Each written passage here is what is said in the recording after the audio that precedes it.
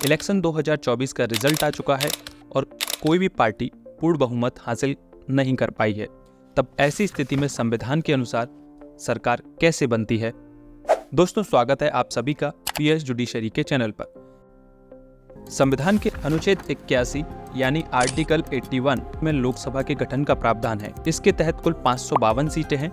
हालांकि अभी इनकी संख्या 550 है, क्योंकि संविधान के 104वें संविधान संशोधन से राष्ट्रपति के द्वारा एंग्लो इंडियन का नाम निर्देशन को समाप्त कर दिया है। इन 550 सीटों में से निर्वाचन केवल 543 पर ही होता है। ऐसे में भारत में पूर्ण बहुमत का मतलब लोकसभा की कुल सीटों में से आधे से अधिक सीट प्राप्त करना, जो कि 543 में से 272 है। लेकिन क्या होता है जब कोई भी दल इस बहुमत को हासिल नहीं कर पाता है? आइए समझते हैं इस पूरी प्रक्रिया को। आगे बढ़ने से पहले एक रिक्वेस्ट है, आप चैनल पर नए हैं तो इसे सब्सक्राइब कर लें, जिससे आने वाले वीडियोस आपको मिलते रहे। देखिए, जब कोई भी पार्टी पूर्ण बहुमत हासिल नहीं कर पाती है तो इसका परिणाम त्रिशंकु संसद होता है। यह स्थिति तब बनती है जब कोई भी राजनीतिक दल या गठबंधन सरकार बनाने के लिए बातचीत शुरू करता है या सरकार बनाने की स्थिति में नहीं होता है। इस स्थिति में राष्ट्रपति जी महत्वपूर्ण भूमिका निभाते हैं। संविधान के अनुच्छेद 75 के खंड 1 यानी कि आर्टिकल 75 की क्लॉज 1 में राष्ट्रपति को प्रधानमंत्री नियुक्त करने की शक्ति मिली है और प्रधानमंत्री की सलाह पर अन्य मंत्रियों की नियुक्ति भी राष्ट्रपति करते हैं। राष्ट्रपति जी की यह शक्ति पूर्ण रूप से विवेक अधिकार पर आधारित है। हालांकि बहुमत होने पर तो समस्या नहीं होती है। जो बहुमत दल का नेता होता है उसे ही प्रधानमंत्री चुन लिया जाता है। लेकिन अपूर्ण बहुमत की स्थिति में राष्ट्रपति जी अपनी इस शक्ति का प्रयोग करते हैं। इसके लिए वे संवैधानिक व राजनीतिक रूढ़ियों को ध्यान में रखते हुए लोकसभा चुनाव में सबसे बड़े दल यानी कि जिसने सबसे ज्यादा सीटें हासिल की हैं उसके नेता को, या जिन्होंने चुनाव से पूर्व गठबंधन किया था उस गठबंधन के नेता को सरकार बनाने के लिए आमंत्रित करते हैं। उस नेता को यह साबित करना होता है कि उसे लोकसभा में अधिकांश सदस्यों का समर्थन प्राप्त है। इस प्रकार आमंत्रित नेता को लोकसभा में राष्ट्रपति द्वारा तय समय पर विश्वास मत पेश करना होता है। ये मत इस बात की जांच करता है कि प्रस्तावित सरकार को सदन में बहुमत प्राप्त है। बहुमत साबित हो जाने पर वह नेता प्रधानमंत्री बन जाता है और इस प्रकार सरकार का गठन होता है। और ये जो बहुमत को साबित करना होता है इसे ही फ्लोर टेस्ट भी कहा जाता है। बहुमत हासिल करना इसलिए जरूरी होता है क्योंकि संविधान के अनुच्छेद 75 के खंड 3 यानी आर्टिकल 75 के क्लॉज 3 में ये प्रावधान किया गया है कि मंत्रिपरिषद लोकसभा के प्रति सामूहिक रूप से उत्तरदायी होगी। इसका मतलब है कि एक मंत्री के कृत्य के लिए सभी मंत्री लोकसभा के प्रति उत्तरदायी होंगे। इसलिए राष्ट्रपति हमेशा ऐसे नेता को ही प्रधानमंत्री नियुक्त करते हैं जिसे सदन का बहुमत प्राप्त हो।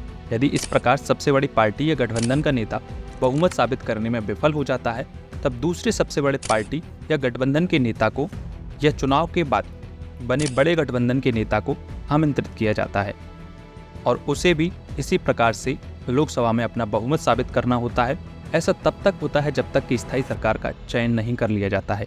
यदि इस प्रकार से कोई भी पार्टी या गठबंधन दल अपना बहुमत साबित नहीं कर पाता है, तब राष्ट्रपति अनुच्छेद 85 यानी कि आर्टिकल 85 के अंतर्गत अपनी संवैधानिक शक्ति का प्रयोग करते हुए लोकसभा को भंग कर देते हैं और फिर से चुनाव कराने की घोषणा करते हैं, जैसा कि 1979, 1991, 1997 और 1999 में तत्कालीन राष्ट्रपतियों ने किया।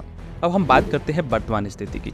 वर्तमान स्थिति में हम देखें तो बीजेपी को 240 सीटें मिली हैं और इनके गठबंधन नेशनल डेमोक्रेटिक अलायंस जो है कुल 293 सीटें मिली और इंडी गठबंधन जो है उसकी टोटल जो है 234 सीटें मिली हैं। तब ऐसी स्थिति में एनडीए के नेता को राष्ट्रपति आमंत्रित करेंगे, क्योंकि ये चुनाव से पूर्व गठित अलायंस है और सबसे अधिक सीटें भी इस अलायंस को मिली हैं। क्योंकि बीजेपी की अध्यक्षता में एनडीए का गठन हुआ था जिसमें लगभग 13 पार्टियां हैं, तो ऐसी स्थिति में मोदी जी को ही सरकार बनाने के लिए बुलाया जाएगा।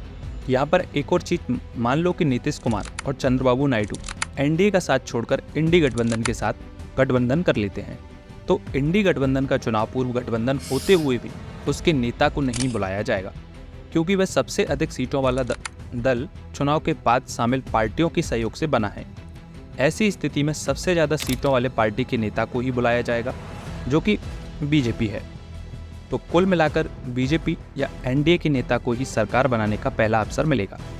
ऐसा पहले भी 1977, 1979, 1996, 1998 और 1999 में हो चुका है, जब गठबंधन की सरकार बनाई गई थी। संक्षिप्त में यही है कि जब किसी पार्टी को पूर्ण बहुमत नहीं मिलता तो सरकार बनाने में राष्ट्रपति अपनी महत्वपूर्ण भूमिका निभाते हैं। इस प्रक्रिया में राजनीतिक चर्चा, गठबंधन और संवैधानिक जांच शामिल होती है। ये विश्व के सबसे बड़े लोकतंत्र की गतिशील प्रकृति का प्रमाण है। और एक और सबसे महत्वपूर्ण बात, देखो, कोई भी राजनीतिक पार्टी जीते, हारे या सरकार बनाए या नहीं बना पाए, अपने दोस्त, परिवार, पड़ोसी से जो आपका आपसी भाईचारा, प्रेम है, वो हमेशा बना रहे, क्योंकि आपकी मुसीबत में वही लोग आपके काम आएंगे। कोई राजनेता या कोई राजनीतिक पार्टी आपके काम नहीं आएगा। हमेशा खुश रहें और स्वस्थ रहें। देखने के लिए धन्यवाद। आपको ये वीडियो इन्फॉर्मेटिव लगी है तो कृपया लाइक व शेयर करें, और ऐसे ही भारतीय राजनीति व शासन के बारे में अधिक जानने के लिए चैनल को सब्सक्राइब करें। मिलते हैं अगली वीडियो में किसी नए विषय के साथ में।